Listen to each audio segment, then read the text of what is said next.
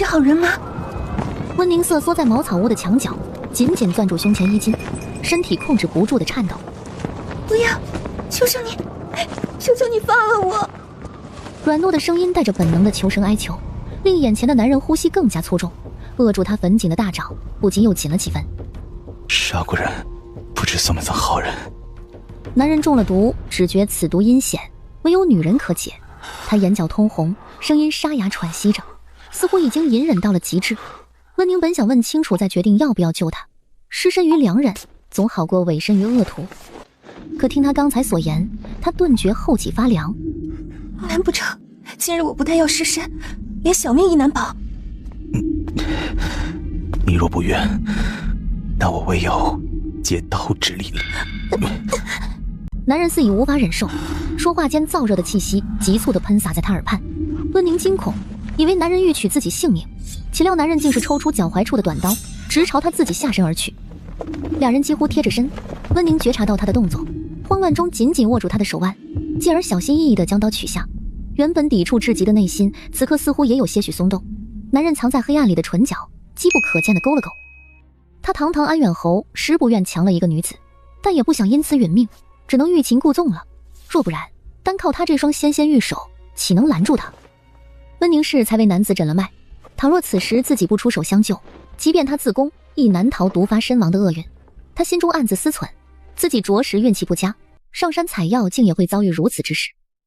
偏偏他略通医术，又偏偏那人持刀相逼，他闭上眼，绝望中泪水滚落。求你别杀我！温宁别过脸去，声音还有些绷着，但话语中的含义已然不言而喻。男人意会，瞬间便将温宁的话进行了深刻解读。红线止于小命呜呼，余下的疆域任他驰骋。像是得了冲锋陷阵的号角，薄唇迫不及待地附了上去，似沾了蜜汁的晶莹柔软，令他倒吸了一口凉气。惊雷震的窗棂簌簌颤抖，隐隐可见两个人影纠纠缠缠，难分难舍。大雨许久才堪堪止歇，带着湿润气息的穿堂风与旖旎的气息混作一团，将屋内的每一个角落都填满。温宁只觉这晚的茅草屋里似着了一夜的火，而他就像一只被点燃的小舟，无助地飘在狂风巨浪的江河里。他后知后觉，才意识到这个男人不是什么好人。他不顾自己苦苦哀求，每个最后一次都还会有下一次。温宁猛地睁开眼睛，呼吸急促，双颊通红，他又做梦了。这1个多月以来，那晚发生的事他几乎每晚都会梦到，有声有色，毫无差别地在梦里还原。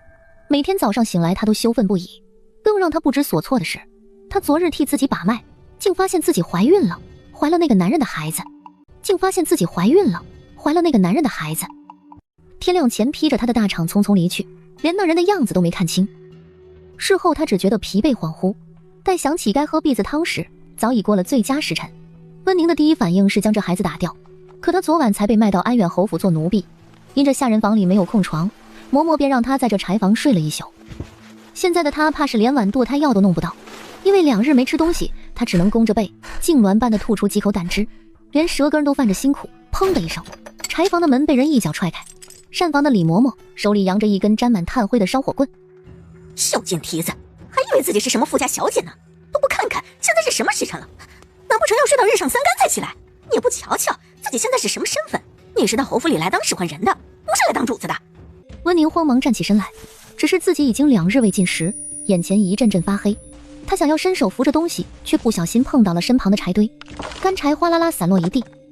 好啊，你还敢朝我使性子，可我不教训你这个小贱蹄子！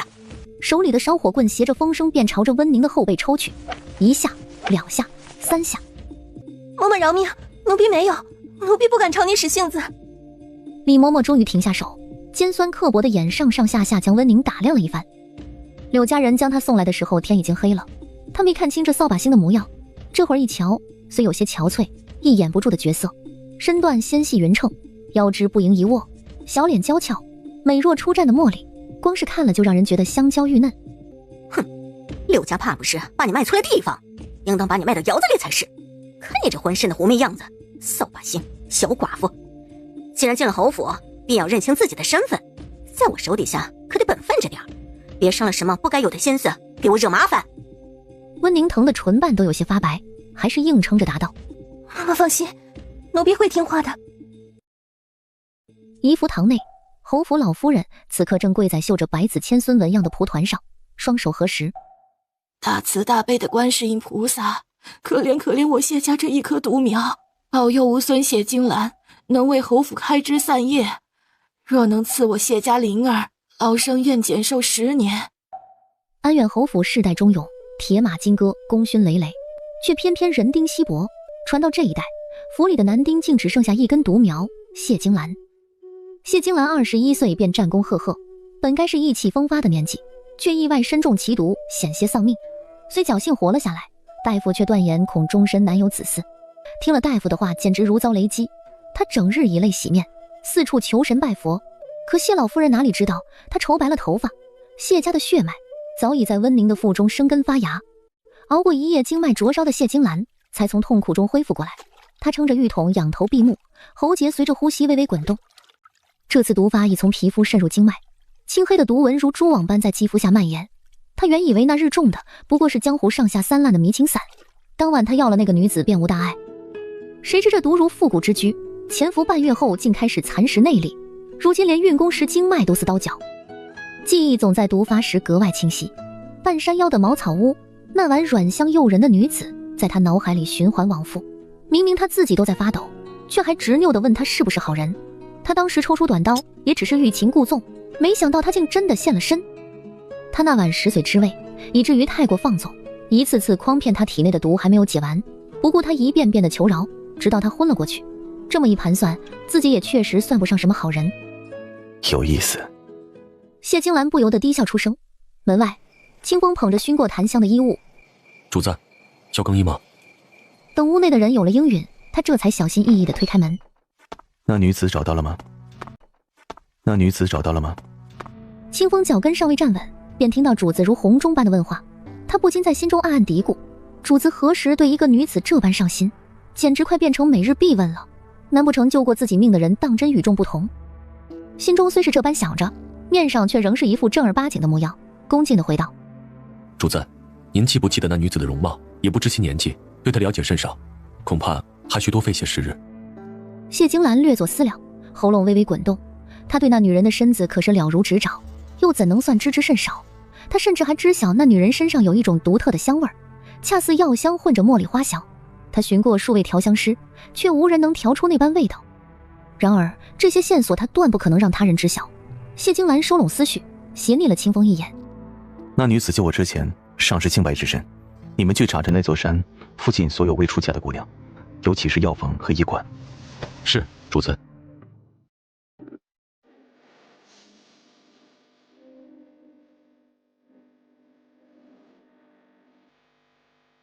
饿了2天的温宁本以为终于能够吃上饭了，岂料李嬷嬷竟将膳房里的人全都叫到了院子里，开始训话。主子体谅奴婢，咱们奴婢便得尽心尽力。再发现有灶上打盹偷奸耍滑的，仔细你们的皮。还有那个新来的。温宁听到李嬷嬷唤自己，对上他那一双刀子似的利眼，不由得心头一跳。他忙规规矩矩上前行了个礼，恭敬道：奴婢在，嬷嬷请吩咐。你到膳房先从烧火做起，别看这活简单，门道可多着呢，仔细着点儿。是。温宁正要退下，忽然又被李嬷嬷一把攥住手腕。好个不知规矩的贱婢，怪不得我在柴房看你脸蛋又白又嫩的，原是涂脂抹粉了。你可知在膳房当差，这脂粉若是掉到主子的膳食里，会是何等下场？还有，你做此打扮是生的什么心思？莫非是仗着自个儿生了一副好皮囊，刚到府里就妄图魅惑主子？哼，咱们侯爷岂是你能休想的？嬷嬷，我没有。嬷嬷，我没有。温宁被这一连串突如其来的质问，冤枉的茫然失措。没有？那你身上的香味是从何而来？原来是因为身上的香味儿，可这香味儿自他出生便有，母亲说是天生的体香，并非自己有意为之。他慌忙跪地解释：嬷嬷明鉴，奴婢。不等他的话说完，李嬷嬷便从一旁洒扫丫鬟手中端起一盆冷水，朝他迎面泼去。还敢狡辩？我看你是不见棺材不掉泪，今日不给你个教训，你是记不住膳房的规矩。湿透的衣裳紧贴身躯，温宁不禁打了个寒颤。何事如此喧闹？一声冷喝让李嬷嬷顿时噤声，众人皆看向来人，齐齐下跪。参见侯爷。回侯爷，这新来的贱婢在膳房当差，竟敢涂脂抹粉，老奴正在给他立规矩。温宁只觉一片阴影笼罩下来，袖中的手指微微收拢，不由自主地屏住了呼吸。这位安远侯谢金兰，坊间传闻着实令人心生畏惧。据说他12岁便随父出征，手中银枪所到之处必见血光。最骇人的是，他每战必取敌将首级，用缰绳系于马鞍之下，班师回朝时，马后总要拖着几颗面目狰狞的头颅。抬起头来。温宁缓缓抬头，见眼前的男人长身鹤立，双眉如孤山横带，眼眸漆黑若墨，鼻梁挺如刀削，薄唇紧抿成一条冷硬的线，却如传言不假，谢金兰生得一张俊脸，却自带3分肃杀之气。他本欲解释的话又生生咽了下去。谢金兰眼眸微动，一个婢女竟生得这般。只见温宁长发湿漉漉地贴在脸颊和颈间，发梢滴落的水珠顺着她尖巧的下巴滑落，眼睫簌簌颤着，水波莹润的眸子楚楚可怜。这般形态非但不显狼狈，反倒平添几分我见犹怜的风韵。谢金兰的眼睛何时在一个女人身上停留过？她脑海中竟浮现出茅草屋里的女子，顿时觉得自己大抵是疯了。荒谬！荒谬！他冷嗤一声，居高临下地睨着眼前这个浑身湿透的女子，眼底闪过一丝不易察觉的波动。奴婢知错了。还不快滚回去换衣服！谢金兰自己也不知道从哪儿来的火气，她只觉得这种让人牵着神经走的感觉令她很不爽。奴婢这就去。她2日未进食，有了身孕本就饿不得，又被冷水一激，现在只觉得眼前发黑，身子一晃，竟软软地倒了下去。倒下之前还下意识地将手掩在小腹前。谢金兰眸光一沉，正欲抬步上前，却被嬷嬷横身拦住。侯爷，您可别被这贱婢给骗了，这种人老奴见多了，他肯定是装的，这是要博您的怜惜，您可千万不要上了他的当，老奴这就让人将他抬回房里去。温宁在睁开眼时已经躺在了下人房的床上。姐姐你醒了，我刚刚给你换好了衣服。小姑娘约莫12、13岁，发髻扎得歪歪扭扭，两颊沾着炉灰，手里还捧着碗姜汤。姐姐快喝吧，喝了这碗姜汤再吃些东西，桌上那碗吃的是我偷偷给你留的。谢谢。只这一动身，便觉得那淤在皮肉深处的疼痛犹如一条毒蛇，顺着脊背蜿蜒而上，随着呼吸不住的收缩，激得他猛地绷紧肩胛。那李嬷嬷下手甚是狠辣。姐姐，日后切不可再用那胭脂水粉了，李嬷嬷可不是好相遇的。我前日给侯爷煎药迟了半个时辰，便挨了3板子。今日若不是侯爷恰巧路过，恐怕姐姐你也难逃责罚。好，我知晓了。侯爷究竟患了何病？须得每日服药。我也不明就里，只知是怪病，瞧不出病症。约莫是不能生育之症，老夫人整日烧香拜佛，祈求上苍赐给谢家一子嗣。春杏终究年幼，东听一句西听一句，自觉分析得甚是有理。先前的堂里姐姐去了老夫人跟前侍奉，其余姐姐皆嫌我夜间放屁磨牙打呼噜，不愿与我同住一房，日后便只能叨扰姐姐了。温宁微微一笑，无妨，你日后唤我温宁即可。不知你叫什么名字？温宁姐，我叫春杏。温宁喝了姜汤，也实在是饿坏了，遂端起桌上的那碗饭菜便吃了起来。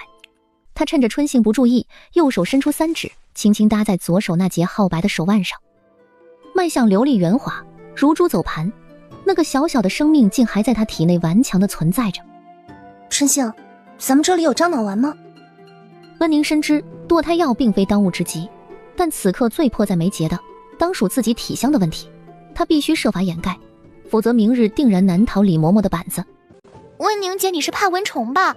这樟脑丸哪是咱们这种下人能用的，只有主子身边的1等婢女才能得到那种赏赐。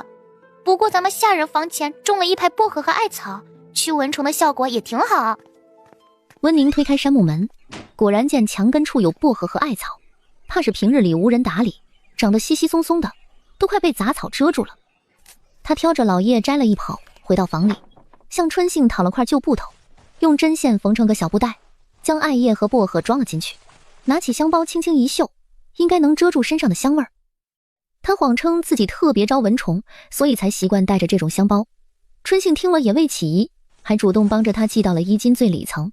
这日，怡福堂内，老夫人与谢婉用完晚膳，正在商量着给谢金兰安排通房丫鬟的事。都怪我，以往他在外行军打仗，总说不着急娶妻纳妾，我便依了他。府里有胆大的丫鬟，趁着送茶的机会往他怀里靠，结果被他杖责2时赶出了府。我觉得他性子冷，也不稀有通房丫鬟，便也没再提。谁成想这次回京不到2个月就中了毒，不知道是哪个天杀的，要断了我们侯府的香火。老夫人越说越激动，恨不得现在就揪出那个下毒之人，将他千刀万剐。谢婉起身，一边帮祖母顺气，一边劝慰道：祖母莫要自责，保重自个儿的身子要紧。金兰正是气血方刚的年纪，只要屋子里有了女人，她尝到了甜头，定会生了娶妻纳妾的心思。就算她日后不能有自己的孩子，身边有几个提起人也是好的。唐离是膳房李嬷嬷的女儿，也是咱们侯府的家生子，由她去做通房丫鬟再合适不过了。这2日教习嬷嬷已将唐离调教好，就等着送去听诵院了。待会儿我去和金兰嘱咐嘱咐，您就不要忧心了。谢老夫人听了点点头，然内心仍愤愤不平。见过姑奶奶。谢婉驻足，目光在她身上一扫，是给侯爷的药。回姑奶奶的话，是。谢婉沉吟片刻，忽然从袖中拿出一本小册子，将它放在了药碗旁的托盘上。你将这个也送去，就说是老夫人的意思，侯爷看到就明白了。他这个弟弟自小就把将门之家的责任扛在肩上，12岁便跟随父亲上战杀敌，小时候明明还会拽着他的袖子要糖吃，可这些年总有疏离。奴婢这就给侯爷送去。今日怎么换人了？春杏烫伤了手臂，这几日怕是不能干活了，所以上灶娘子命奴婢来给侯爷送药。清风颔首，这才抬手轻轻叩门。主子，药来了。进来。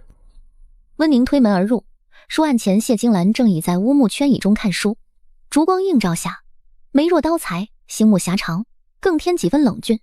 温宁心头微颤，连忙低头，将药碗轻轻放在案几边，恭敬道：药刚熬好，侯爷趁热服用为宜。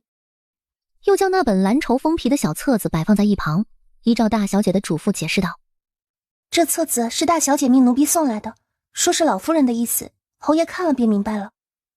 谢金兰抬眸朝书案淡淡一扫，放下手里的书卷，拿起小册子，书里的内容便呈现在眼前。她墨眉顿时蹙了蹙，目光如深潭般幽暗难测。祖母确实和她说过通房丫鬟的事，她从前大都不甚在意，没想到今日竟心细到了这一步。她将目光转向眼前的婢女，正欲挥手让她退下，却见是那日膳房前被李嬷嬷训斥的女子。谢金兰好似来了些兴致。叫什么名字？回侯爷，奴婢名唤温宁。温宁，是个好名字。今日可是又涂脂抹粉了？奴婢没有，奴婢不敢。不敢？你可知欺骗本侯会有什么下场？见地上跪着的身子明显颤了颤，却还是忍不住想要逗弄他。侯爷若是不信，大可验证。哦，验证。谢金兰看着眼前那张令人屏息的脸，又有点气鼓鼓的模样，着实有趣。她倒要看看是否真如她说的这般无辜。好。温宁还未来得及反应，忽觉腰间一紧，天旋地转间，整个人被凌空提起，然后撞进一方坚硬的胸膛。他短促的惊叫出声，惊得浑身发抖，下意识要去掰开腰间那只手。谢金兰手臂一紧，将他整个人与自己严丝合缝地贴在了一起。不是要验证吗？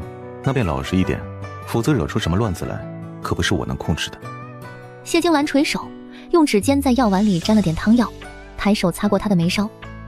温宁顿觉一阵微热的触感，被谢金兰这个动作吓得不敢动弹，只能下意识闭上眼睛，纤长的睫毛轻轻颤动着。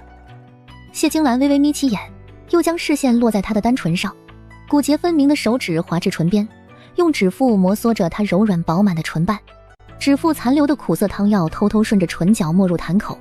温宁微微蹙眉，唇缝间泄出一点银白的贝齿，又飞快地隐没在朱唇之间。谢金兰眸色一暗，只觉浑身燥热，只想要附上那诱人的唇瓣，捕捉那与他捉迷藏的调皮贝齿。温宁感觉到危险寸寸逼近，断断续续求饶：奴婢嫁过人，是个寡妇，万万不能。低脸的凤目惹上了寒潭，像是找回了一丝理智。温宁几乎是软着身子滑跪在地：奴婢嫁过人，丈夫死后被夫家长辈卖到侯府做下人，奴婢只是一副贱躯，不敢玷污侯爷清誉，更不值得侯爷怜惜。屋内静得可怕，半晌，谢金兰喉间溢出一声冷笑：竟是这样。七眸隐隐漫上怒意，心头竟像被人挖空了大半。如此这般，他大可把眼前的女人逐出侯府，可他也不知道自己怎么了。堂堂安远侯，想要什么样的女人得不到，偏偏想要亲近眼前这个嫁过人的寡妇，可笑。他拿起桌上的小册子，指节捏得发白，仿佛为自己无处发泄的心火找到了借口。既是你送来的，你点的火便要你来灭。他猛地将手中册子掷到了温宁面前，温宁心里满是惶然，他何时点火了？刚才明明是他先。他不明所以地捧起摊在地上的小册子，待看清里面的内容时，脸颊瞬间烧得通红，连耳尖都染上了艳丽的绯色。这哪里是什么寻常读物，全是些红帐软榻，画旁还缀着小楷批注，字迹清秀却言之露骨。他觉得定是哪一步错了，这肯定是个误会。不等他解释，谢金兰便将他掐腰抱起，直接抵在了书案上。一声惊呼再次从口中溢出：教习嬷嬷没教过你该怎么伺候主子吗？小册子，教习嬷嬷。温宁仿佛明白过来了，她是阴差阳错的被谢金兰当成了通房丫鬟，可她不单嫁过人，是个寡妇，肚子里还怀着别的男人的孩子，她眼下怎么能再和侯爷做出那等事？温宁无助的抬眸看着谢金兰，声音轻颤：侯爷，您误会了，奴婢不是老夫人为您选的通房丫鬟，奴婢只是来给侯爷送汤药的。奴婢在回廊遇到了姑奶奶，姑奶奶命奴婢把小册子呈给侯爷，并无其他交代。侯爷的通房肯定另有其人，求侯爷放了奴婢。温宁刚才的这一番解释，不但没有令谢金兰体内的燥热减退半分，反而有些煽风点火。他喉头滚了滚，端起书案上的那碗汤药，仰头一饮而尽。随后，他一只手托住温宁的腰肢，另一只手紧紧扼住她纤细的后颈，侵略性地欺上了她的唇。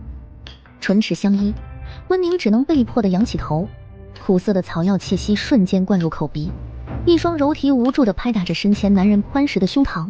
谢金兰暗哑的嗓音在滚烫的齿隙间溢出：本侯何时说过你是通房丫鬟？何况是与不是都是本侯说了算。你此刻不过是能为本侯润口的冰盏。只有谢金兰自己知道，眼前的女人哪里是冰盏，分明是欲火，是蜜饯，是能蛊惑人心的妖精，令她像在茅草屋时一样不受控制。她引以为傲的自制力再一次因为一个女人溃堤，克制已久的情绪翻涌而上，愈发想要用力地惩罚她。但温宁被迫帮她将苦涩的汤药全部驱散，谢金兰的口中全是她的甜香气息，她才依依不舍地饶过了怀中的人。深邃的眼眸凝视着在她胸前娇柔无力、呼吸急促的娇小身躯，她这才意识到自己刚才太过蛮横。出了茅草屋那晚，这是谢金兰第二次在一个女人身上如此失控，只是一个吻便让她没了理智。她甚至怀疑自己此刻是不是毒发了。主子，教习嬷嬷奉老夫人的命，将唐丽姑娘送来了。温宁忽闻门外声响，更觉羞赧，本能地往谢金兰怀里缩了缩，可须臾间便回过神来。他挣脱开谢金兰的怀抱，向着门外奔去，临走前还不忘抱起一旁的托盘。门外三人看着冲出来的温宁，三人不免神色各异。清风此刻懊悔不已，鼻梁上都皱出了纹路。他自觉地抬手朝脸上拍了个巴掌，坏了自家主子的好事，怕是要挨板子了。一旁的唐离指甲深深地嵌入掌心，脸上则满是妒色。他听母亲说过，这个叫温宁的小贱人是柳家的寡妇，侯爷怎么可能看上这种女人？屋内，谢金兰本想直接让教习嬷嬷将唐离带走，但想到毕竟是祖母安排的，若是连门都不让进，怕是明日祖母饶不得他。待到温宁于他胸膛残留的温度缓缓消散，谢金兰这才让清风将唐离放了进来。唐离娇滴滴地到谢金兰身前行了个礼，手指便打着旋地扯着腰间的丝带。谢金兰头也没抬，稍稍偏头示意他一旁的砚台，命令道：研墨。唐离赶紧凑上去，一边研墨，一边直勾勾地盯着谢金兰，心想侯爷或许是碍于情面，不便直接切入主题，总得有些铺垫。1刻钟过去，唐离研墨的手都发酸了，侯爷却依旧在那看书，丝毫没有下一步行动的迹象。然而他又怎能错失这难得的良机？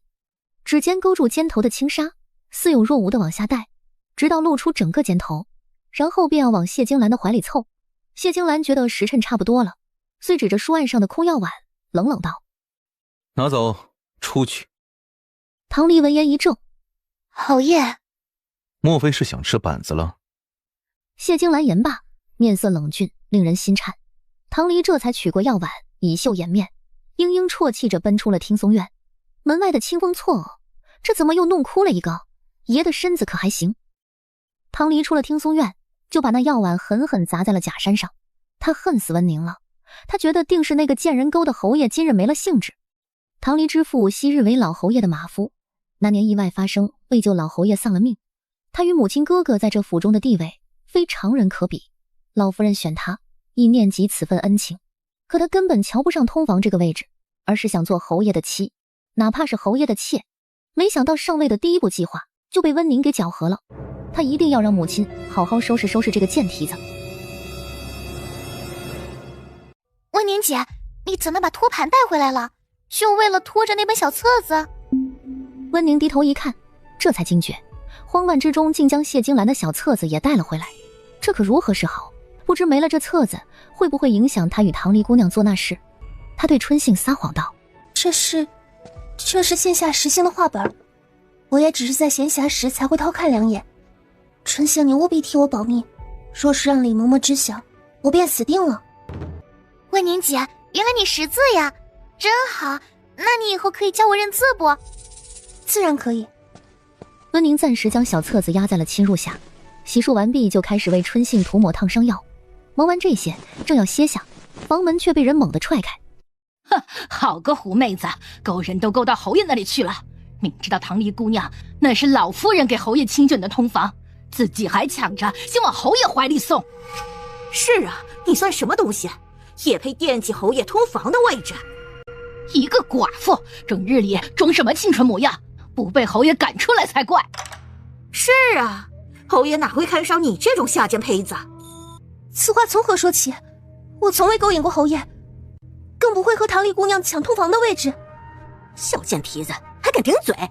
我们倒要瞧瞧，是什么样的皮肉，让你这样不知廉耻的去勾引侯爷？婆子们甩着手腕，上手就去扯温宁的衣领，单薄的寝衣被粗鲁的拉开大半，明知白皙的肌肤晃得几个婆子心生嫉妒，他们活像个八爪鱼，将手伸进去又掐又拧。春杏见状，不顾手臂上的伤，爬跪在李嬷嬷面前，哭着央求道：嬷嬷息怒，温宁姐初来乍到，许多规矩还不懂，求嬷嬷给她一次机会。你算个什么东西，还要替她求情？春杏只觉耳畔嗡的一声，接着鲜血从嘴角渗出，婆子们粗糙的手指对温宁雪白的肌肤上下其手，温宁疼得眼前发黑，只能蜷缩着。我没有。拉扯之间，温宁床榻上的东西也被掀翻在地，压在侵入下的小册子就这样好巧不巧地落在了李嬷嬷跟前。温宁惊惧，心已沉到了谷底，她想伸手去抓册子，却被几个婆子按在青砖地上，动弹不得。李嬷嬷一把拿起册子，突然瞪大了眼睛：老天爷，这是……都瞧瞧，这个思春的浪蹄子，背地里竟然敢藏这种阿杂物！温宁张了张口，终是没有替自己辩解。他本可将这册子的来源如实相告，可若真如此，那他将把大小姐置于何地？堂堂端庄侯府嫡女，私下传递这等私密之物，哪怕是出于姐弟之情，是为侯爷张罗通房，这般行径也实在有违规训。看吧，我老婆子的眼睛错不了。她进府那天我就看着她不是个本分的，果真是个浪蹄子。亏我那冰清玉洁的唐离刚才还替她说好话，简直不知羞。温宁被拉出去打了10个板子，又关进了柴房。他面色发白地蜷缩在柴房的地面上，身体的每一寸都叫嚣着疼痛，像有无数根细针在皮下走动。温宁觉得这一番折腾，肚子里的孩子定是要离开他了，省下堕胎药了也好，他本就不该来，他连自己都护不住，还怎么去保护一个孩子？梦里一个软软糯糯的孩子追着他叫娘亲。娘亲，抱抱。亲，抱抱。他忍不住将孩子轻轻揽入怀中，怀里的小人伸出胖嘟嘟的小手替他擦掉眼泪。那个孩子被他抱过还不满足，又追着一个身形高大的男人叫爹爹。爹爹也抱，爹爹也抱。男人抱起孩子举高高，然后转过身，伸出宽厚的手掌附上温宁的指尖，指节分明的手指穿过他的指缝，十指相扣时，温热瞬间驱散了寒意。温宁觉得好幸福，好温暖，这是他许久未曾有过的安全感。他闻到男人身上淡淡的檀香味儿，不禁抬眸去看，视线渐渐清晰，那男人竟是侯爷。侯爷，侯爷！温宁自梦中惊醒，后背瞬间沁出冷汗。为何他会梦到侯爷？还没等他缓过神来，却被一个男人猥琐的声音吓得浑身僵住。侯爷哪里有我好啊？我可是惯会疼惜你这样的女人。你是谁？再不出去，我可要喊人了。你喊啊，喊破喉咙也没人会来救你。就算有人来了，他们也不敢把我怎么样。我爹当年可是救过老侯爷一命，侯府哪个主子不得给我3分薄面？跟着我也保你以后吃香的喝辣的。温宁曾听春信提及此人，他约莫便是李嬷嬷的儿子，唐离的哥哥唐柱了。唐柱在膳房做采买管事，仗着自己父亲救过老侯爷一命，在府里横行无忌。小美人，你进府第1日也便看上你了，也可从未见过你这样漂亮的。这些日子你可是让爷惦记的要死，每晚的梦里都是你。你家儿只要乖乖听话，不但能少吃苦头，也还能让你欲罢不能。救命！救命！温宁大声呼救，顾不得浑身剧痛，拼死挣扎，手脚并用地朝着唐柱胡抓乱踢。奈何男人的力气太大，一手按着他，一手蛮力地去撕扯他的衣裳。我的身子是侯爷的，你敢？情急之下，温宁只能搬出侯爷，希望能唬住唐柱也好。侯爷的，你个寡妇，他谢金兰怕是连你叫什么名字都不知道。就算他这会儿来了，也得把你赏给我，今儿也可要定你了。救命！救命！温宁只能继续大声呼救，却被唐柱捂住了口鼻。他找准机会，拼命弓起身子，用尽全身力气朝着唐柱的手上就是一口。唐柱发出一声惨叫，猛地抽回手，只见虎口处2排渗血的牙印，深得几乎见骨。贱人，找死！我倒要看看，等会儿你还能不能这么练。他猛地拽着温宁的头发往坚硬的青砖地上撞去，温宁只觉后脑勺一阵剧痛，眼前阵阵发黑，逐渐昏了过去。意识消散之前，他能感觉到唐柱油腻的大手撕开他前襟，顺着他的锁骨往下滑，恶心的触感让他胃里一阵翻腾。他好害怕，不明白自己究竟犯了什么错，要遭受这些欺辱。温宁恍恍惚惚间，觉得梦里的男人又出现了。他将自己横抱而起，坚实胸膛可任他倚靠。即使在梦里，他何惧之有？就让自己放纵一下又何妨？哪怕梦里的男人是侯爷。他将头埋进男人的怀里，迷迷糊糊撒着娇。好疼，好累，为何都欺负我？你再抱紧一点好不好？再抱紧一点好不好？温宁不管不顾地提着要求，便真的感觉抱住他臂膀的力道又紧了几分。温宁睫毛轻颤，在淡淡檀香的气息中缓缓睁眼。这是侯爷的书房。他竟然躺在侯爷书房的软榻上，他不是在柴房被唐住？难道是侯爷救了我？那他梦到打横抱起自己的男人岂不是侯爷？可他在侯爷怀里时都胡言乱语地说了些什么？温宁惊得撑起身子，身前的薄衾顺势滑落，骤然袭来的凉意让他彻底清醒。姑娘莫怕，民女是侯爷从府外请来给姑娘治伤的，之前是军中侍医，适才为姑娘涂抹药膏，不得已才褪去了衣衫。这些药膏都是些止痛化瘀的良药，不出3日，姑娘便可痊愈。温宁闻言，绷紧的肩线也稍稍松懈下来，自觉身上却已好转。谢谢大夫，你替我把脉了。女医点点头。那侯爷指令我医治姑娘身上的伤，我便只看伤，姑娘身上旁的症状不在我诊治范围内。或因同为女子，女医并未戳穿温宁有孕的事，说完便提着药匣离开了侯府。她伸出右手摸在腕间，腹中的孩子还在，她竟不知是悲还是喜。算算这孩子已经2个多月了，如果还不喝下堕胎药，怕是过不了多久就要瞒不住了。温宁不敢在侯爷的书房耽搁，他慌忙四顾，却发现自己原先的衣裳不知所踪，唯有一袭簇新的衣裙叠在枕畔，材质精致但低调，甚至连小衣都背着。温宁耳尖倏地烧了起来，他看着这叠新衣，如芒在背，又别无他法。温宁咬了咬唇，然后将衣裳一件件地穿在了身上。在院门外守着的清风瞧见温宁出了房门，立刻恭敬上前。姑娘，你醒了？温宁点点头，屈身行了个礼，低头问道：侯爷他……清风瞧出来了，主子对温宁姑娘可不一般，他这话必须回得稳妥些，要做主子的好奴才。侯爷去了宫里，估摸再有1个时辰便能回来。侯爷今早见来送药的是那春杏丫鬟，询问后方知姑娘遭逢难事，故而亲自从柴房救下姑娘。侯爷安置好姑娘后，便匆匆赶往宫里，早膳都没来得及用，故而亲自从柴房救下姑娘。侯爷安置好姑娘后，便匆匆赶往宫里，早膳都没来得及用。侯爷他还未食早膳。清风用力颔首，觉得所言尚不足以表达他的意思，又道：不过我家主子自从一次中毒后，味觉较往昔略有迟钝，即便是珍馐玉馔，也难引其食欲，甚是烦闷，所以这顿早膳不食也罢。中毒？缘何？清风故弄玄虚，算是意外吧，不过甚是凶险，所幸我家主子奇人天相，这才捡回一条命。大夫说最好平日里要有专人对侯爷精细喂养，如此食欲方能恢复得快些。这话虽说的半真半假，可侯爷中毒后总是没什么食欲却是事实。膳房送来的吃食他大多浅尝辄止，便命人撤下了。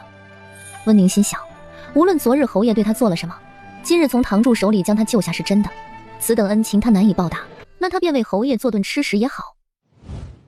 谢金兰一身玄色织金深衣，端坐在箱内，修长的手指探入怀中，缓缓扯出一件藕荷色的小衣。若是他今早晚去一步，后果不堪设想。他将温宁抱回听松院，一路上听他昏热中的呓语，一会英宁说疼，一会让他抱紧一点再紧一点，轻颤湿透的结语随着他喘息微微颤动，胸前的淤痕衬着散乱的青丝，宛若白瓷染了松烟墨，令他心颤又心疼。细棉布料在谢金兰指尖发出不堪重负的细微声响，料子不算顶好，但浆洗得极软。谢金兰能想象到它贴在她肌肤上的样子，小衣在她的大掌间显得格外单薄，细软的棉布早已染上她的体温。谢金兰不厌其烦地把玩着系带，许久，她将小衣凑近鼻尖，指尖机不可察的一颤，并非同种香气，虽也有浅淡茉莉与药香，但与茅草屋中女子的体香仍有些许差异。她自觉怕是已走火入魔，怎会将二者误认作一人？难不成……指腹摩挲着小衣上的纹路，谢金兰眸色渐深，难不成自己还要找第3个女人来验证？难不成自己还要找第3个女人来验证？验证什么？验证是不是所有的女人被拥入怀中的感觉都相同？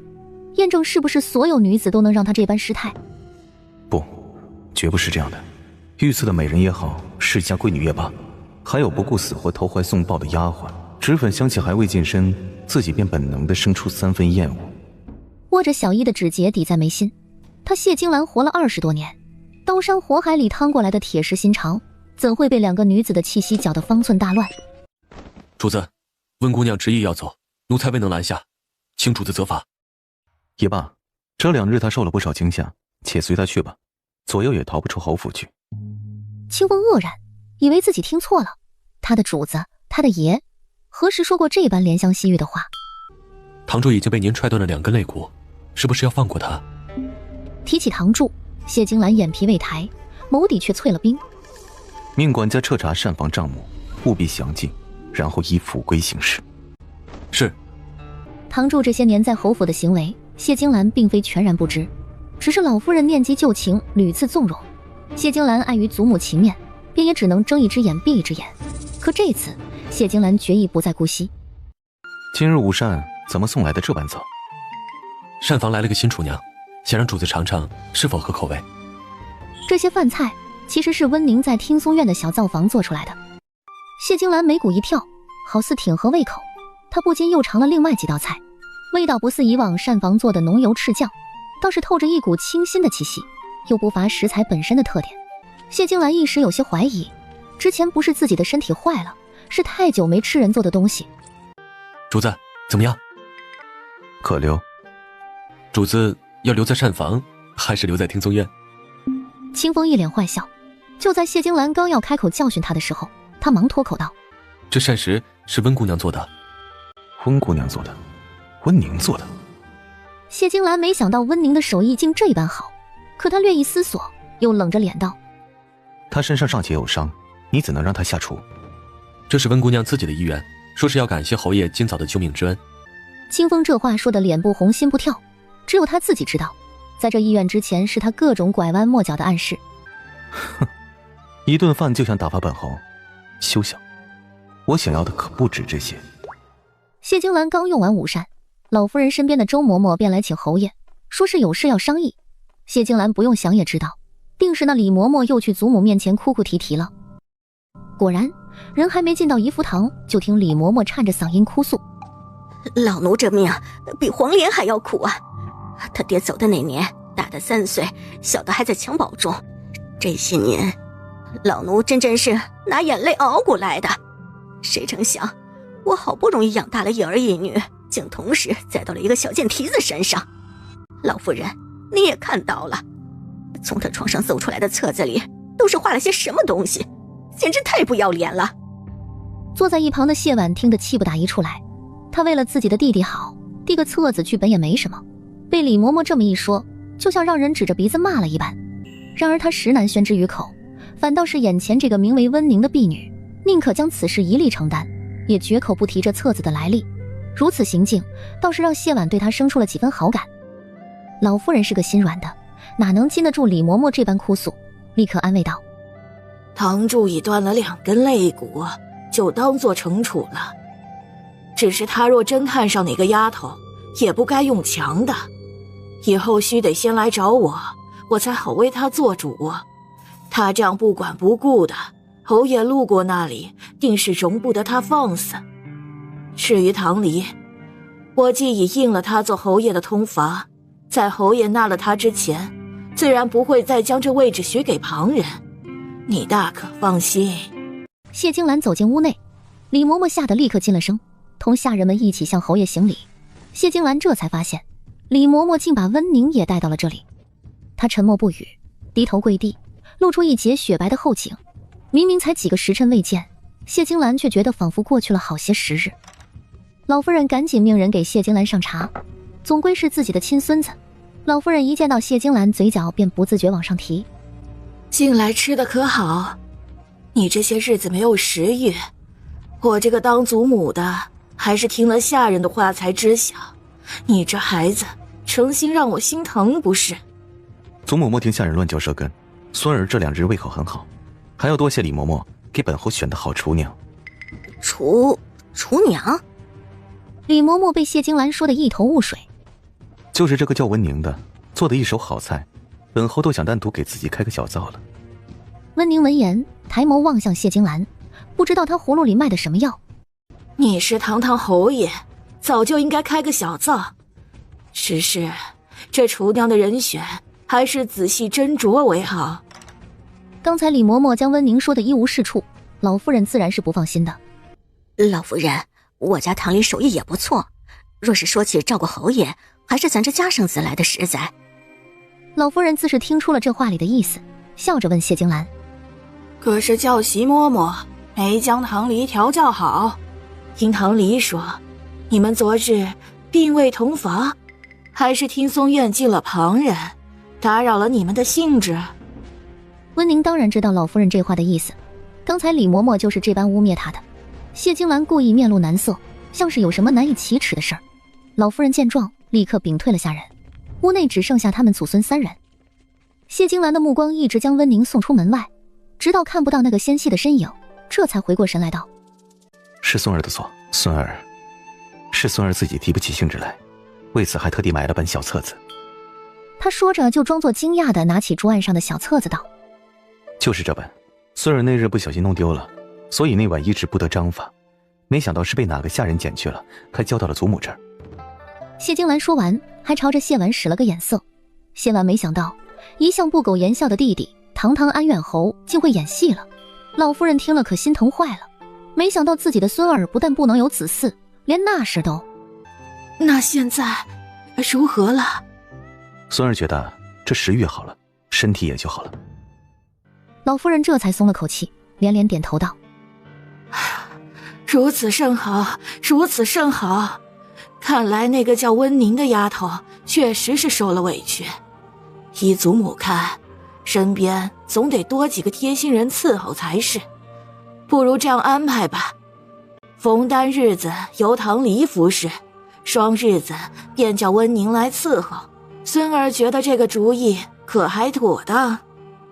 老夫人到底还是卖了李嬷嬷3分薄面，话都说到这份上了，谢金兰哪还有不答应的道理？她这边安抚好老夫人，出了怡福堂便问清风：今儿是什么日子？单日还是双日？回主子，今儿是初五，单日子，主子可是有什么安排？谢金兰没说什么，只是摇了摇头。温宁因为身上的伤牵扯着，回膳房的路上走得很慢。他一路上心事重重，觉得自己再这样下去，不是死在李嬷嬷手里，便是毁在堂主的身下。就像这2日，他不但护不住自己，还连累春杏受罚。侯爷一早直奔柴房，李嬷嬷便猜着是春杏多了嘴，回来不但挨了李嬷嬷10个板子，还被用针扎了嘴，还罚了他2个月的月银。没了月银，家里病重的娘亲便会断了药，他怕娘亲死。春杏哭得伤心，温宁的心仿佛被人揪着，生疼。他需要钱，给春杏的娘亲买治病药，也给自己买堕胎药，可这些钱从哪里来？温宁正在伤神之际，一道黑影从背后而来，一双有力的手臂环住他腰身，还不等他反应过来，便被那人拖进了旁边的假山之中。温宁以为又是堂主那个登徒子，张口便咬上了捂住他口鼻的手。谢金兰感受到虎口处的柔软，贝齿欲要发力，却又下意识地松了力道，舌尖无意间拂过被贝齿咬过的白印，一阵酥麻感瞬间顺着他的掌心蔓延开来。谢金兰不禁闷哼一声：对不起侯爷，我以为是堂主。温宁点点头：放心，他以后不敢再欺负你。温宁此刻还被谢金兰抱在怀里，整个人都是悬空的，2只脚垂在他小腿处，小幅度的左右试探，无助的想要寻求一个落脚点。谢金兰打算把温宁放下来，可这才发现这座假山里面是个不规则的拱形洞，上宽下窄，下面根本无法同时站立2个人。谢金兰索性寻得身旁突出的平整石块，沉着地抬起一只手，撩起衣袍下摆，自己先坐到了石面上，而后他手掌在温宁腰间轻轻一托，稳稳地将人按在了自己腿上。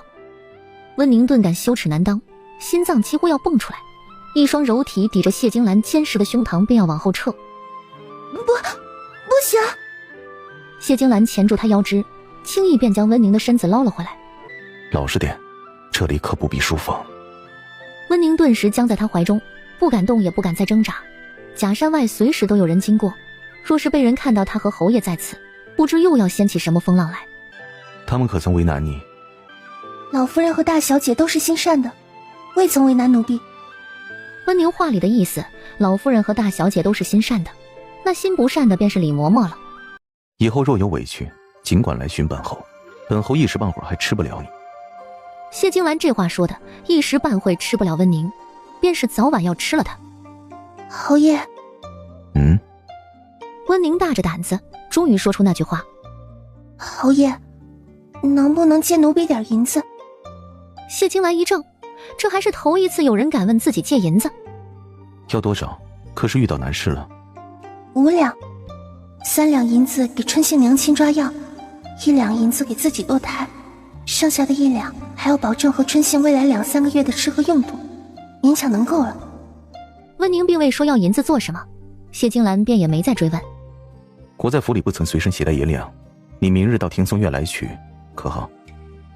谢侯爷。只是区5两银子便把这丫头难成这样，谢金兰本不该再逗弄她，可还是不想放过这大好的机会。那你何时还？奴婢等发了月银便还给侯爷，只是日子要久一些。像温宁这样的粗使丫鬟，在侯府每月是1两月银，可她被李嬷嬷罚了3个月的月银，侯爷这5两银子，她不吃不喝也要攒上半年多，大概要半年多。这么久？见香蕉玉嫩的那张小脸上，眼睫微微垂落，在瓷白的肌肤上投下2弯颤动的阴影。谢金兰心头一紧，言归正传，不如这样吧，除了这5两，本侯每月再多给你5两，不需要归还，但以后每逢双日，你需到听从院里侍奉，如何？温宁点点头，抬眸正对上谢金兰审视的目光，香色上衣衬得她肤色如新雪初起，一截细腰不盈一握，连接着深棕色的下裙，随意的在谢金兰腿间铺展开来。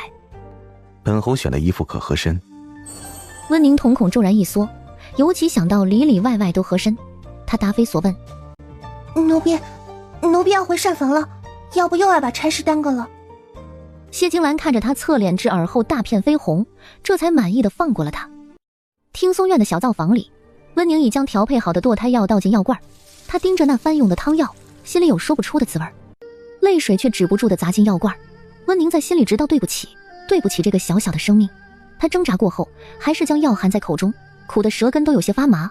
他闭上眼，喉咙滚动，想硬吞下去，只要吞下去，便和这孩子永别了。他胃里一阵痉挛，猛地弯腰，将口中的药全数吐了出来。温宁拿起剩下的汤药，想再次灌入口中，可手一抖，青瓷碗从指尖滑落，竟摔了个粉碎。温宁只觉眼眶一热，大滴的眼泪顺着脸颊滑落。难道这是天意吗？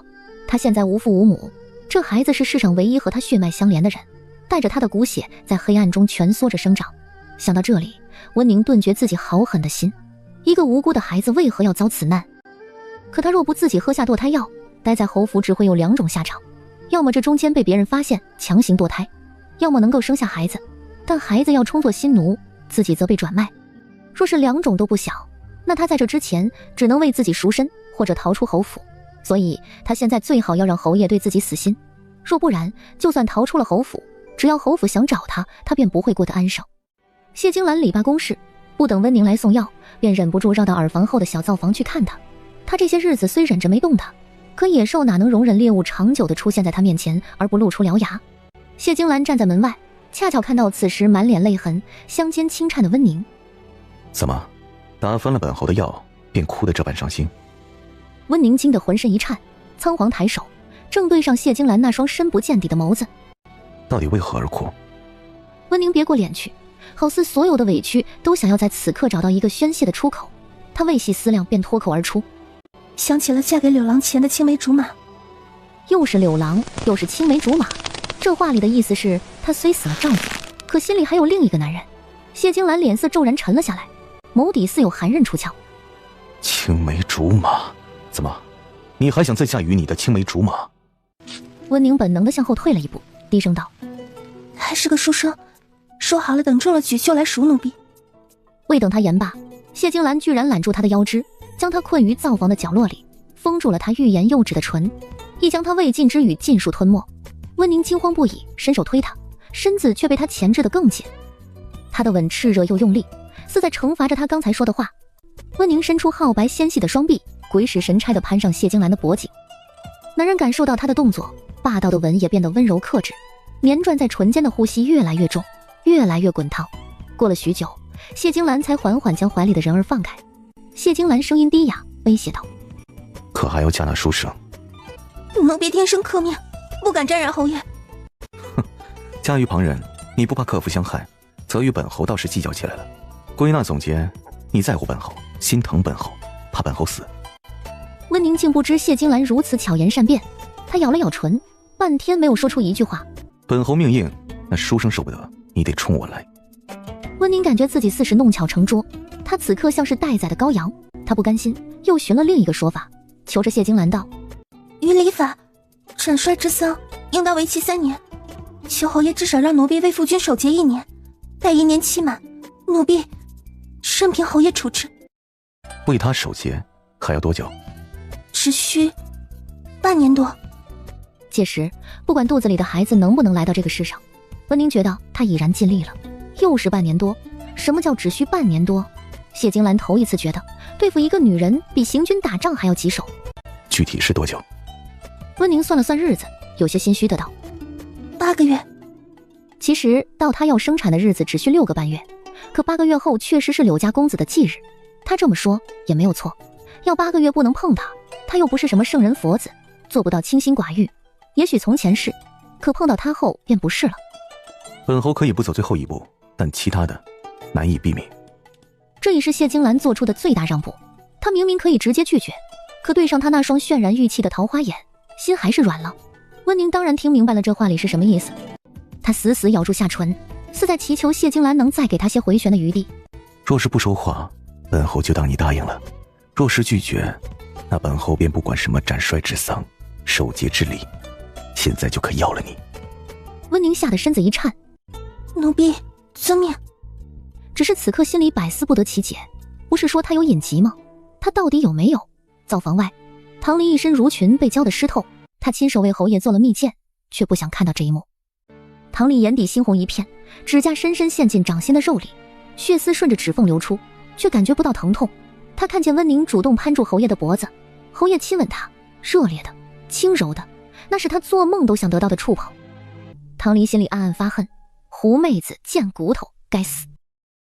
姑爷沈林前来接谢婉归府，前日已至，次日仍未离去，言明是要与谢金兰共饮一杯。二人聊完朝堂之事，又闲聊私事。听下人说，你今日睡到日上三竿才起，到我府邸来，难不成是来补觉的？沈林生得风流韵界，一笑便眯起那双狐狸眼。你这清心寡欲的，一看便是没开过荤。我和你姐都多少日子没见了，不睡到日上三竿才不正常。谢金兰只顾饮茶，不想再搭理他。沈林露齿一笑，凑近谢金兰聊起了八卦。前些日子我去了一画坊，看到手作挂的是一绝美女子的画像。怎么，要我告知谢湾？谢金兰称呼谢婉从来都是直呼其名。别啊，说不定你还认识呢。别卖关子了，有话快说。我问了老板，这是哪家的女子，竟是这般绝色？他开始死活不说，我又实在好奇，只能拿银子让他屈服。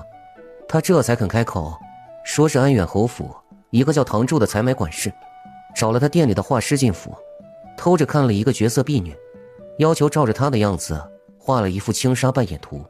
画好后，老板看了也实在喜欢的紧，遂让画师改了装束，也放在了自己画坊一幅。一时间才子争夺，终日不绝。可我来了2日，怎么没见你府中有这等绝色？谢金兰眸色陡然一沉，白玉扳指被碾得咯吱作响。他心里清楚，那画像所画之人定是温宁。我府中没有，怕是你打听错了。怎么可能？你当我那银子是白花的？不会是你金屋藏娇吧？他说完又自觉地摇了摇头。安远侯冷得和块冰似的，应当也没这般风情。谢金兰摩挲着杯子，不禁拿眼去睨他。沈林叹息一声，知道是不能在侯府多住几日，要不然他定要将那绝色女子给找出来。送客。夜阑人静，温宁将熬好的药送着内侍，谢金兰便没打算放他走。他想起沈林所言，心中便觉不是滋味。温宁明明就在自己身边，却被无数目光觊觎，他真想就这般将他囚于自己的卧房之中。温宁一双烟眸欲湿，唇上的水光尚未干涸，便被他抱着朝雕花拔步床走去。不要，求侯爷放奴婢走。谢金兰将他轻轻放至床榻，低手伏在他耳畔，声音暗哑：你是本侯的解药蜜饯，本侯怎可放你走？他一低头便能看到悬挂在他肩颈被撑得紧绷的小衣细绳，青丝披散，蕉叶绯红。男人滚烫的鼻息在他耳畔呼呼而下，炽热的吻落在耳垂，又附上嫣红的唇瓣，顺着纤长的玉颈一路辗转而下。侯爷，水雾般的眸子早已波光潋滟，撬开束在他纤细腰肢的束带，衣衫褪尽，7双赛雪勾魂摄魄。谢金兰只觉气血上涌，理智几乎要崩了弦，垂漫青眼，罗帐低垂，素帛尾定无声，似怕惊碎着满是旖旎。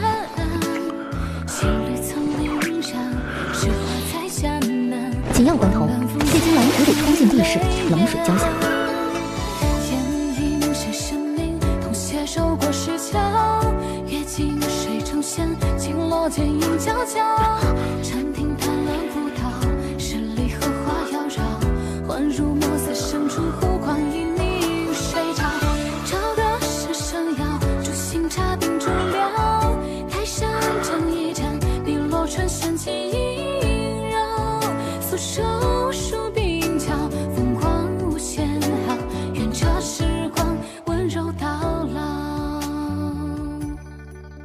不出2日，沈林所说的那个画坊便以勾结黑市、销赃书画的罪名被官府查封。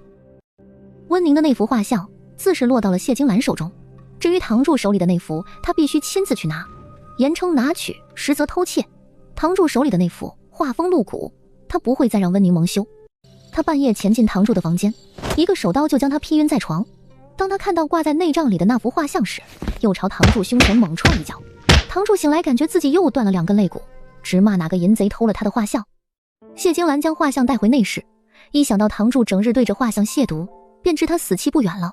可他不得不承认，自己看到那画像时，确实生出了许多别的心思，甚至是不甘。温宁是他的，真正能勾勒出他身体的，也只能是他谢金兰。昨日于这内室的雕花拔布床上，他眸底惊红，急欲将他吞之入腹，可为恪守与他的约定，谢金兰只得强压欲火，数次去避室冲冷水，才稍稍平息了体内那股横冲乱撞的躁意。他不得不承认，自己也想要温宁的一幅画，一幅只属于他的画。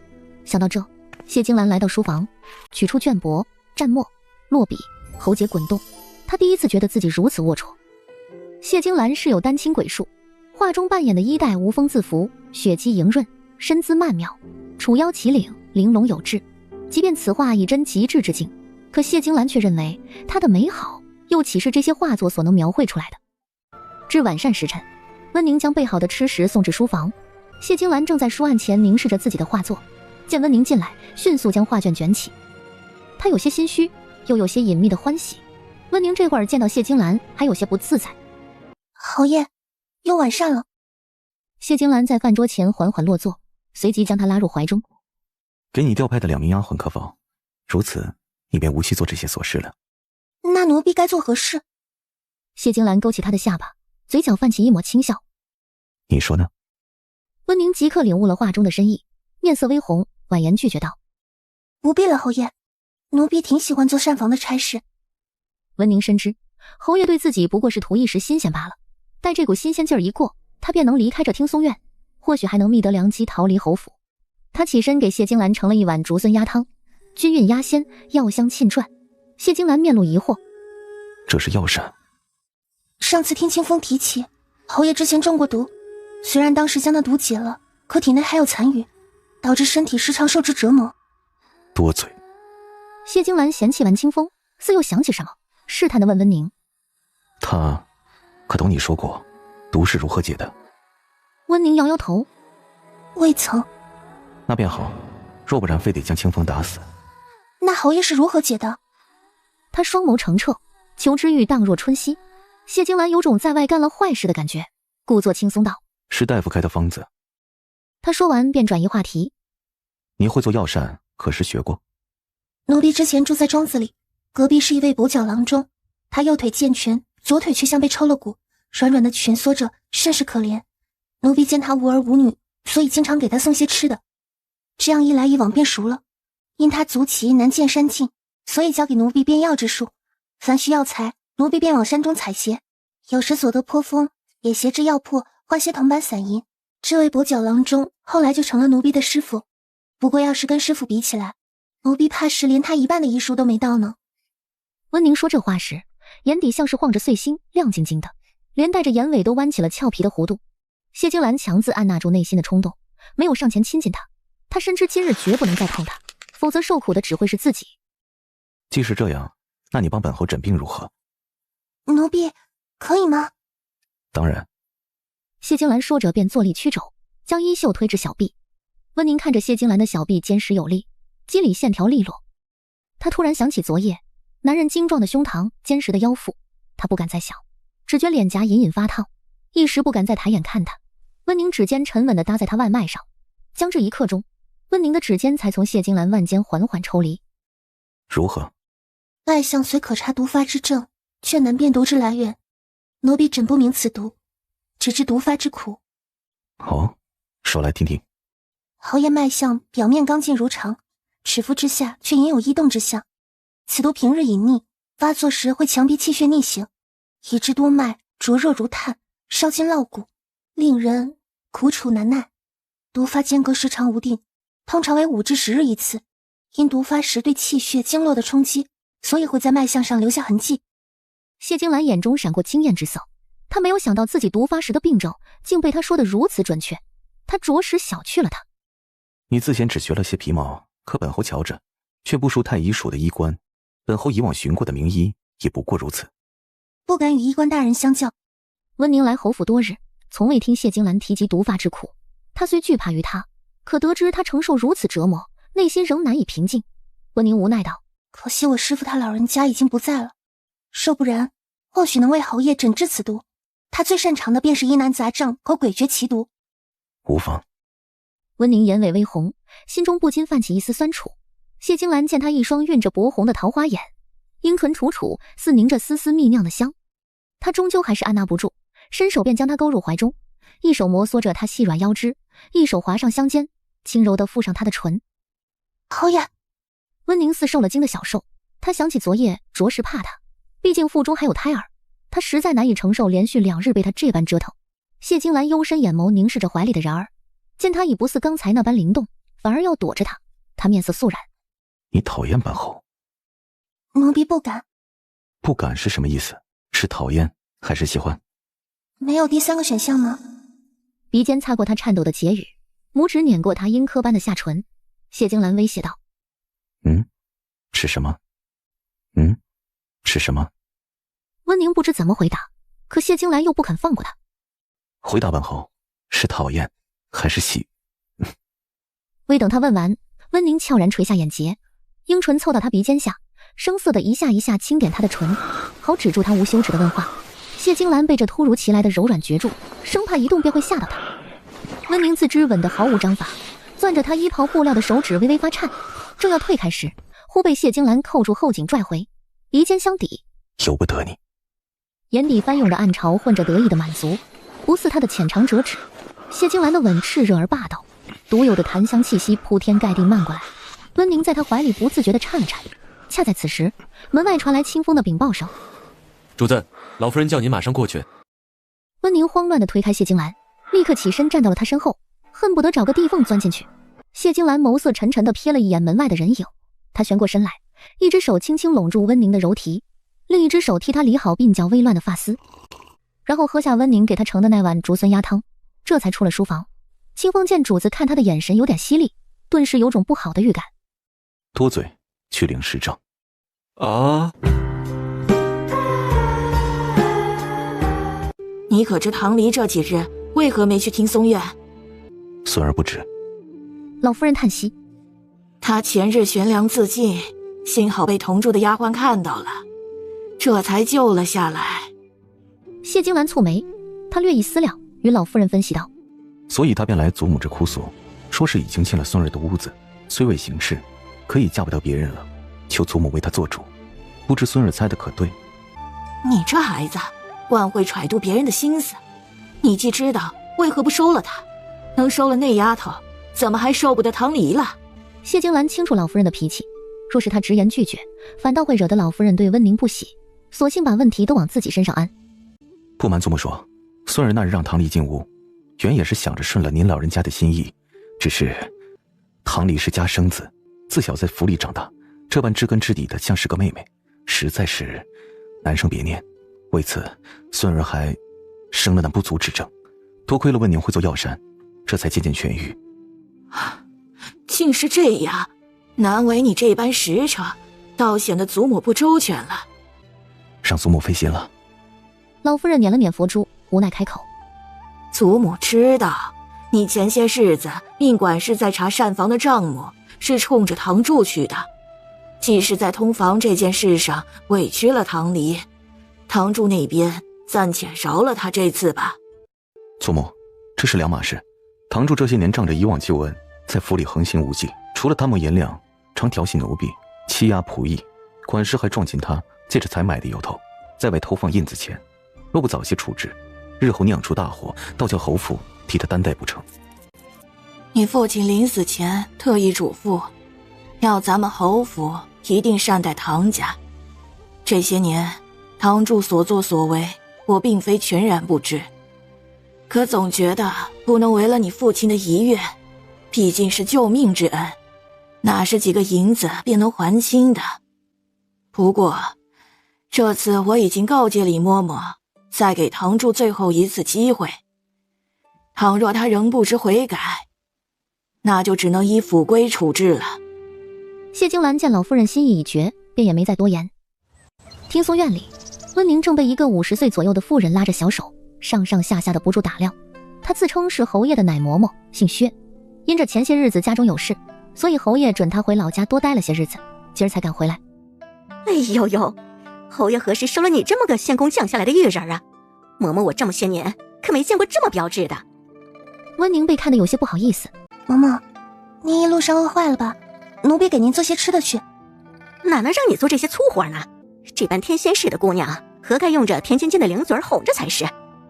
二人一见如故，就像许多年未见的忘年老友，只一会儿便打开了话匣子。以后的这几日里，谢金兰都因严训精兵而宿在营帐，虽宿于营帐，却日日魂牵梦萦，思之若狂。谢金兰踏入帐内，却莫名觉出一丝燥意，她以为是因为自己生了不该有的心思而起了邪念。可这轻微的灼热感时，不对劲。他喉结微滚，是毒发。这方营帐简陋，没有冰水，更遑论能镇住体内这股邪毒的寒雾。清风，回府。侯爷他到底是怎么了？薛嬷嬷被吓得嗓音都劈了茬，她紧紧攥住清风的腕甲，急切地问道。清风将薛嬷嬷拉至一旁，言简意赅地向她解释了侯爷毒发之事。温宁也是第一次见到这般情形，在他心里，侯爷素日里龙行虎步，铜筋铁骨，可退千军万马，能护一方疆土。可此刻他死死扣住浴桶边缘，身体被痛楚折磨得不住痉挛。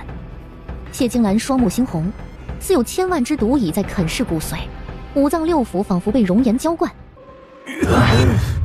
谢金兰仰头发出一声压抑的低吼，背脊砸向桶壁。温宁再不忍心看他这样，端着木盘便走上前去。求侯爷，许奴婢为侯爷缓解痛楚。谢金兰只觉身前水花轻溅，便看到一抹倩影坐入水中。你出去！谢金兰自知毒发时一失了神智，生怕一时失控时会伤到他，所以不准他待在这里。你找死！滚出去！侯爷，相信奴婢，奴婢能帮你。似比任何解药都更叫人神志恍惚。谢金兰牙关咬得死紧，额角青筋暴跳，却不再挣扎。奴婢需以银簪刺出血珠，替侯爷损出部分火毒，方能缓解痛楚，请侯爷尽量配合奴婢。只是此脉所在颈侧，稍有不慎便会致命。温宁只能用自己娇小的身体，将他宽大的身躯抵在桶壁，身前的柔软紧紧贴在胸膛，冰凉的玉指附在颈侧。谢金兰顿觉自己又坠入另一片火海，几乎要欲火焚身，豆大的汗珠沿着紧绷的下颌滑落。浴桶中的冰水此时已被谢金兰这个滚烫的身躯煮成了温水。温宁隔着衣衫亦能感受到她炽热的体温。侯爷，奴婢要开始了。他从一旁的木盘上拿起提前浸过酒的银簪，与谢金兰侧脸相贴，而后找准人迎穴，银簪立刻随呼吸进退。待看到血珠沁出，他这才稍稍松了一口气。温宁微微侧手，将柔软唇瓣附上那红色圆珠，唇贴上颈脉的刹那，二人几乎同时站立。温宁，温宁。谢金兰嗓音暗哑，颈处混着刺痛与酥麻，她强忍体内痛楚，一动不敢动，生怕温宁会因她误咽了一口毒血。侯爷只需再忍耐片刻，身体便不会这般痛楚了。出去。谢金兰觉得自己还未缓解，所以不想让他继续待在这里。温宁还是像没有听到一般，自顾拿起棉布帮他擦拭额前的细汗，一边擦汗还一边同他说话，好转移注意力。侯爷，奴婢拿的是银簪，不是寻常的圆针，此脉又在颈侧，侯爷就不怕。谢金兰忽地握住他纤细手腕，就凭你还伤不到本侯。他强忍灼痛继续道，更何况本侯信你。温宁指尖微微一颤，他垂下眼睫，唇角却不由得弯起一点弧度。谢金兰终于觉得身体不再那般灼热，痛楚渐渐消散，神智也已回笼。他只往前稍一倾身，便面对面地将温宁整个抱进了怀里。侯爷！温宁低声惊呼，却见他神色似已恢复如常。侯爷，可是好了？只见他湿透的衣衫紧紧贴在身上，勾勒出令人惊心动魄的玲珑曲线。刚才因为吮毒，衣襟也已经松垮滑落半边，露出瓷釉般的圆滑相间。谢金兰只觉喉间发紧，怪他道：被你医治得更加严重了。怎么可能？温宁正欲反驳，直到对上他那一双蕴着滚滚岩浆的双眸，不禁瑟缩了一下。奴婢该出去了。他推开身前宽实的胸膛，便要起身。就这样出去？温宁这才意识到自己浑身湿透，还衣衫不整。他侧过身理了理身前衣襟，便又立刻坐了回去。浴桶本就是一个人用的，2个人待在里面几乎是要贴着身。谢金兰被女人特有的香甜气息包围着，是一种专属于她的带着体温的暗香。他不禁低手抵住她锁骨处的蓄香池，而后大手探入衣襟，直到摸到她腰间那个小小的香囊。是他散发出来的香味吗？继而掠过香囊继续探寻。温宁本欲开口解释，却被他不安分的大掌乱了思绪。他双唇翕动，话未出口，一声轻摁溢出喉间，又被他慌忙咬住。他被自己刚才发出的声音吓了一跳，好恨这样的自己轻易便能被他撩拨。温宁想阻止那双不断作乱的手，羞赧道：侯爷，奴婢想换身衣服。好，送2件中衣来。温宁一双桃花眼气得恨意潮涌，这下怕是外面的人都要知道了。他趁着侯爷毒发时进了侯爷的浴桶，他简直羞愤的要死。而且侯爷让送的还是中医，怕是他今日又要宿在这里了。清风没想到主子这次竟好的这般快，以往最少也要熬上2-3个时辰。2套什么？什么2套？为何2套？清风反应过来，立即环顾四周，确实没有发现温姑娘的影子。他恍然大悟，怪不得主子这次好的这般快，原来是有解毒良药。清风立刻命丫鬟送了2套中衣进去，一套侯爷的，一套温姑娘的。这几日想我了吗？奴婢这几日同薛嬷嬷学着刺绣，还未来得及想。谢金兰看出来了，有过上次的教训，她这次倒是学聪明了。本侯说过，不许再自称奴婢。他虽还未给他正式的名分，可也不愿再听他自称奴婢。温宁摇摇头，有些央求道：奴婢便是奴婢，况且奴婢已经习惯了，一时半会儿也改不了。谢金兰指节弯曲，轻轻刮蹭过他好看的鼻尖，宠溺道：倒是个倔的。他不想在这些小问题上纠结，只想再一次狠狠欺负那水润嫣红的唇瓣，唇齿相依。温宁下意识地环住谢金兰的脖颈，也许他自己都没意识到，他不再抗拒谢金兰的吻，甚至还有些喜欢。感受到身下的人儿同样难受的低吟，谢金兰几乎是乞求的口吻：能否只为他守节半年？待怀里的人儿反应过来，竟毫不留情面地摇了摇头，真是无情。他有些后悔自己当初为何会答应他。呼吸渐渐沉重而旖旎，谢金兰明知这是在自找苦吃，却还是忍不住在美好间流连忘返。大掌丈量过每寸肌肤，直到捏到腰间软肉，他低头在他耳边轻笑：看来听从院伙食很好，似乎是圆润了点儿。这句话似给了温宁当头一棒，原本水光潋滟的眸子瞬间清醒。他最近确实圆润了，尤其是肚子，怕是要瞒不住了。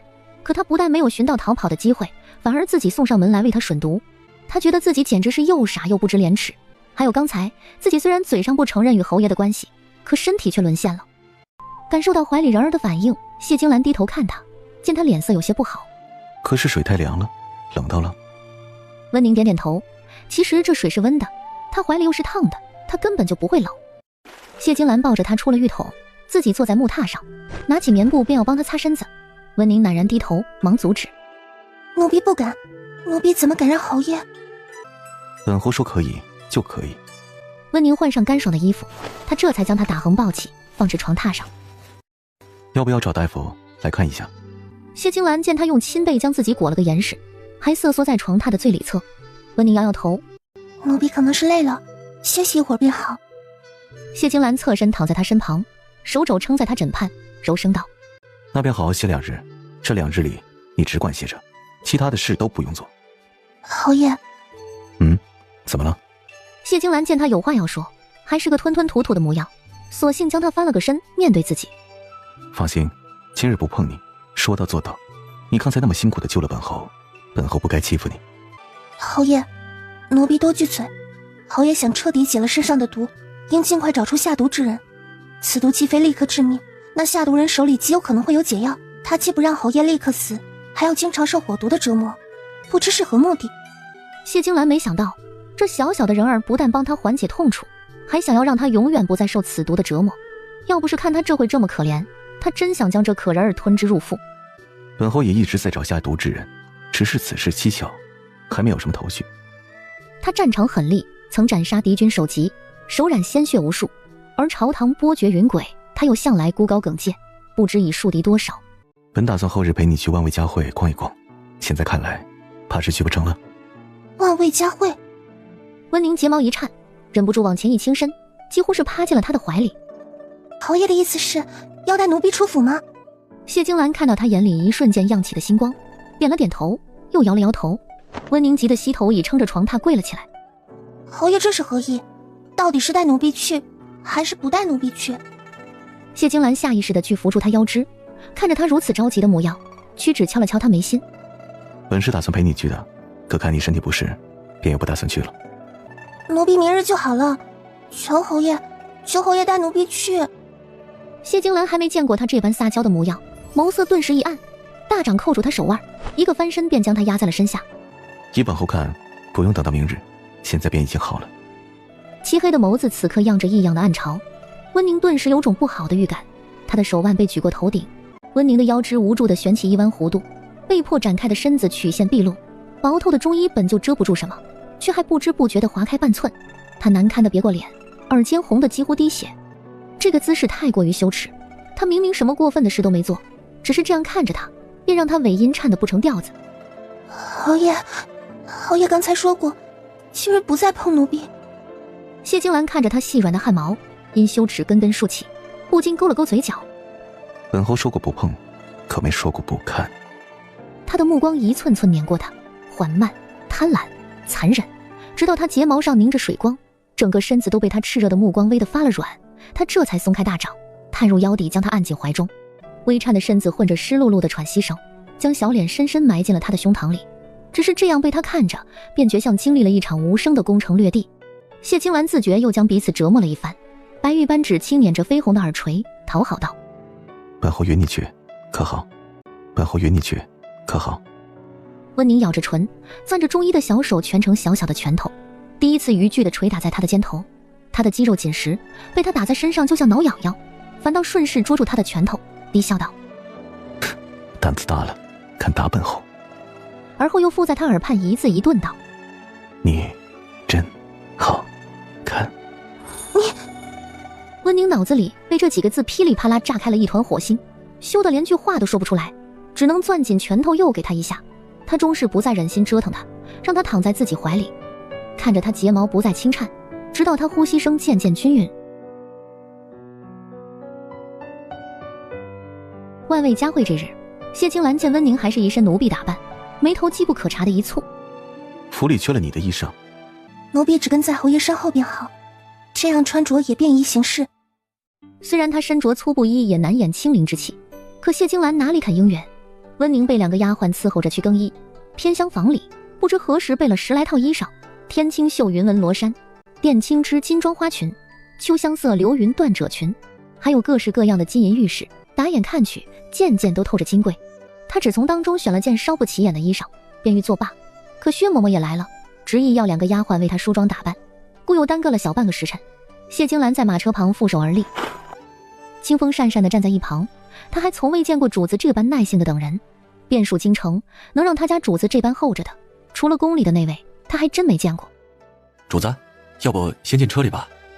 无妨。谢金兰沉声道。白玉扳指在他指尖倏然一顿，便瞧见猪角门漆内转出一抹倩影，一袭月白色罗裙裹身，更显出她出尘之姿。双耳垂挂髻的发丝梳理得松散自然，如轻云绕鬓，疏疏淡淡，几缕碎发从鬓角似有若无的散落，勾出几分不自知的别样风致。谢青兰的眸色骤然转身，直到他在面前俯身站定。劳侯爷求。温宁被盯得垂着眼睫，不敢抬头。谢青兰伸手拂开他鬓边一缕散发，指腹不经意蹭过泛红的耳垂。怎选了这般素净的？其他的都不喜欢？奴婢都喜欢，只是觉得自己更配着素色的。她是奴婢，不能僭越的没了边际。本侯并不知晓你喜好，故而托珍宝阁女掌柜代为挑选，想来日后还是携你同往更为妥当。马车于长街徐行，温宁透过车帘之隙，看着暮色似在砚台中被墨色渐染，也不知天黑后自己能否逃脱。因为心虚，他不敢看向一旁的人，手中的帕子已经被搅得发皱。谢金兰伸手扣住他腰肢，轻易便将人带进怀里。外面的风景就是这般好看。见他不作答，谢金兰指节微曲，轻轻挑起他下巴，拇指碾过嫣红的唇畔，作势要吻他。温宁未像往常一般推拒，侧手吻上了他的唇，唇瓣触到他的刹那，他的唇柔软微颤，谢金兰的心顿时软得一塌糊涂。温宁，忘掉从前，试着喜欢本侯，好吗？